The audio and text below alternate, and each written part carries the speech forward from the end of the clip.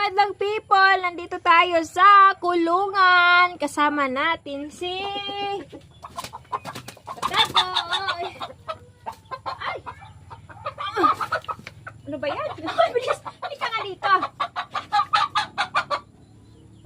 Kasama natin si Tagoy at saka yung girlfriend niya.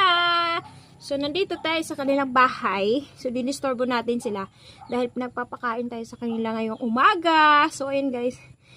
Ano? Sumasagot ka pa? Ikaw? Ayan guys. So, ang baho ng iti dito. Char. Alam niyo naman pag nandito tayo sa kulungan, no? Ayan, pag may alaga kayong manok, kailangan yung ikulong. 'Di ba? Kasi may privacy kayo, pwede nyo ikulong anytime, anywhere. Char. At, mapapakain nyo po sila na maayos. Mabigyan nyo po sila ng tubig araw-araw. At